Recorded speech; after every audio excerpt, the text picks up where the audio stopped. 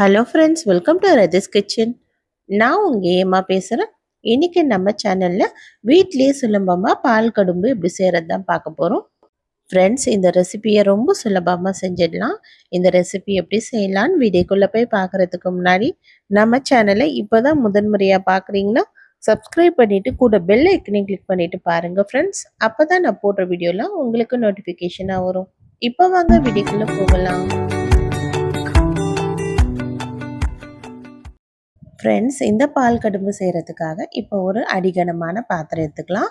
இந்த பாத்திரத்தில் இது போல் 1/2 லிட்டர் பால், நல்லா திக்கான பால் சேர்த்துக்கலாம்.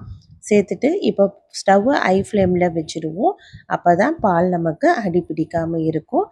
இப்போ நல்லா பால் நல்லா கொதித்து வர ஆரம்பிக்குது. இது போல் பொங்கி வர நேரத்தில் இதில் ஃப்ரெஷ்ஷாக அரைச்ச ஏலக்காய் ஒரு 4-5 எடுத்து இடிச்சிட்டு சேர்த்துக்கிறேன். நீங்கள் ஏலக்காய் பவுடர் இருந்தால் கூட சேர்த்துக்குங்க. இது போல் ரெசிபி செய்கிறதுக்கு ஏலக்காய் ஃப்ரெஷ்ஷாக இருந்தால் ரொம்ப நல்லாயிருக்கும். இப்போ நல்லா இந்த ஏலக்காயை கலந்து விட்டதுக்கப்புறமா இதில் 50 கிராம் அளவுக்கு பால் பவுடரை சேர்த்துட்டு இது போல் நல்லா கலந்து விடலாம். இந்த பால் பவுடர் கட்டிப்படாத மாதிரி நல்லா கலந்து விடணும்.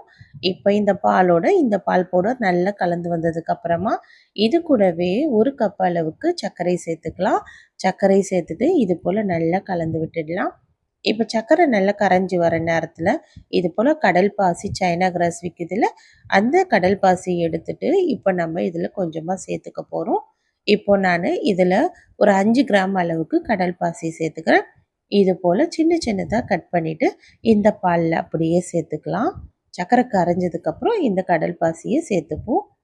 சேர்த்துட்டு இப்போ நல்லா இதையும் நல்லா கலந்து விடணும். இந்த கடல் பாசி நல்லா கலந்து வரணும். இந்த பாலோடு சேர்த்து இந்த கடல் பாசி நல்லா கரைஞ்சி வந்துடணும். அப்போ தான் நமக்கு இந்த பால் கடம்பு செய்யும் போது நல்ல டேஸ்ட்டாக இருக்கும். இப்போ இது போல் ஸ்டவ் லோ ஃப்ளேமில் வச்சுட்டு நல்லா கலந்து விட்டுட்டே இருக்கலாம். இந்த கடல் பாசி நல்லா கரைஞ்சி இது போல் பால் நல்லா திக்காகி வருதுல்ல, இது போல் கரண்டியில் ஒட்டுற மாதிரி இருக்கணும் பால். இந்த அளவுக்கு வந்ததுன்னா போதும். இப்போ நம்ம நல்லா இதை ஸ்டவ் ஆஃப் பண்ணி விட்டுட்டு இதை ஒரு சின்ன சின்ன டம்ளரில் மாற்றிக்க போகிறோம். இப்போ நான் ஒரு டம்ளரையாக எடுத்து இது போல் நம்ம ரெடி பண்ணி வச்சுருந்த இந்த பால் மிக்சர் எடுத்து இதில் சேர்த்துக்க போகிறோம். நீங்கள் சின்ன கிண்ணம் இல்லைன்னா பிளேட்டில் கூட ஃபுல்லாக அப்படியே சேர்த்துட்டு அதுக்கப்புறமா அப்படியே நீங்கள் ஃப்ரீசரில் வச்சுக்கலாம். நான் இன்றைக்கி சின்ன சின்ன டம்ளரில் தான் வச்சுருக்கேன். கடைங்கள்லாம் இது போல் சின்ன சின்ன டம்ளரில் தான் வச்சுட்டு அப்படியே நமக்கு கட் பண்ணி கொடுப்பாங்க. இதை நல்லா ஒரு 15லேருந்து 20 நிமிஷத்துக்கு ஃப்ரீசரில் வச்சிடலாம். ஃப்ரீசரில் வச்சுட்டு இது போல் எடுத்தோன்னா நமக்கு ஈஸியாக எடுக்க வரும். முதல்ல இது போல் ஒரு கத்தி வச்சு சுற்றி விட்டுட்டு அதுக்கப்புறமா நம்ம இது போல் ஒரு பிளேட்டில் தட்டி விட்டோன்னா ஈஸியாக நமக்கு இதை எடுக்க வரும். அவ்வளோதான். எவ்வளோ சுலபமாக வீட்லேயே நமக்கு பால் கடும்பு ரெடி பண்ணிட்டோம்ல.